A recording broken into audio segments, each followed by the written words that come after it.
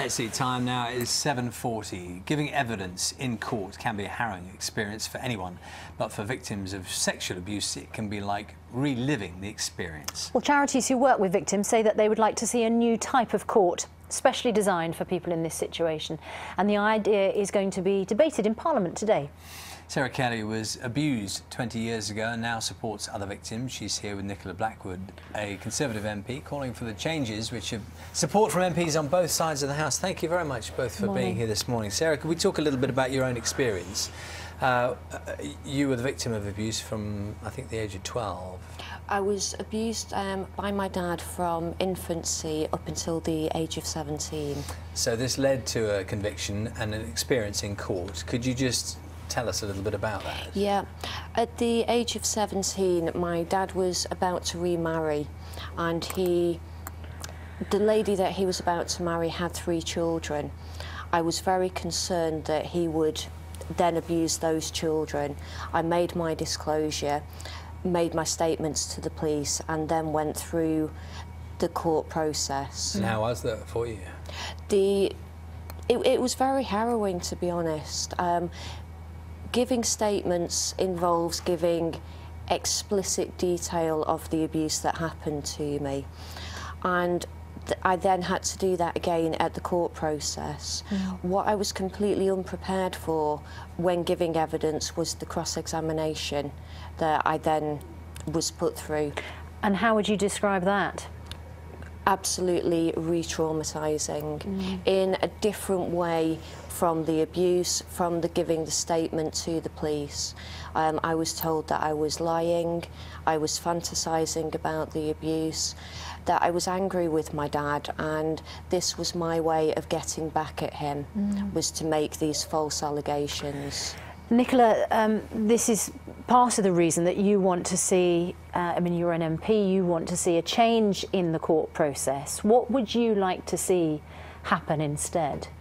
Well, along with Anne Coffey, MP, and 85 of my colleagues who signed up to support, and the NSPCC who are supporting, I want to see specialist courts that can support very vulnerable victims like Sarah, to make the court process easier for them, because as she said, it can be re-traumatising when they've already been through terrible experiences.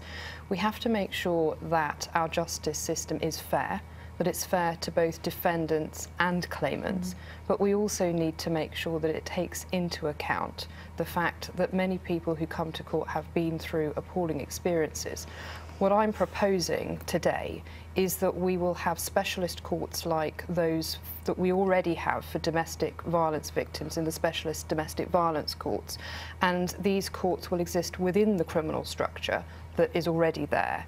And within these courts, specialist cases like the child sexual exploitation cases at Rochdale will have a judge who's been specially trained, they will have court officials who've been specially trained, they will have CPS, police and witness support services who've been specially trained. Can I just ask, Sarah, I mean, from what you said a moment ago, it sounds almost as if you accept that the cross-examination is part of the procedure that has to happen in court, that is something that has to happen, is it about the tone or the way that that's done? Because that doesn't, changing the court environment doesn't necessarily change that, does it? I mean, presumably you can have a special court, the same questions could be asked. How would that be addressed?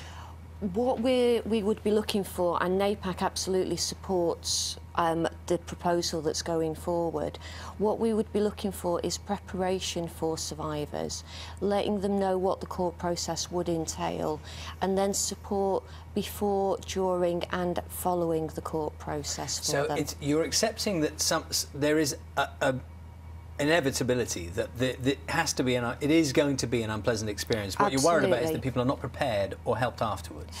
Completely, or supported actually during the time. Evidence absolutely has to be tested. And Nicola, I mean, are you suggesting any change to that cross-examination process? Because it sounds like it's an absolutely gruelling process to go through, but of course there is this situation where evidence needs to be tested. Well, you have to have cross-examination and you have to make sure that evidence is tested. But I do think that we need to look at, for example, whether multiple barristers, for example, can challenge an individual witness in the way that they do at the moment. And I think if that there we are a do certain need number of defendants, to look at, yes, they might each of them have a barrister interrogate. There have been cases, victim. for example, where 10 individual barristers will challenge an individual witness, and that does need to be looked at. But that's not part of the proposal that's going forward today. But, for example, what Sarah's talking about is having support for a witness all the way through the process. And my proposal today says that an individual court usher would support the witness all the way through the process, so they would explain the process, which is not always done at the moment. That if there is a sexual offence involved, that there would be an independent sexual violence advisor who would be able to explain the process, and would also make sure that special measures which are already available to witnesses, such as being able to give evidence by video link or behind a screen, would always be offered and would be properly applied. That doesn't always happen at the moment. It's about consistency and making sure that the best evidence is given, because actually that's in the interests of the witness, but it's also in the interests of the defendant as well. Can I just ask Sarah finally, I mean, presumably you're working now with people who the court experience is almost a separate, it's almost a separate enduring experience as well as the original offence. Absolutely. We get calls at NAPAC from loads of survivors who are either thinking about the court process or have been through the court process and describe it in ways that I have, that trauma is just ongoing for them. Thank you both very much for your time this morning. Thank you. 7:46. You're watching Breakfast from BBC News. Time to update you on our main headlines this morning.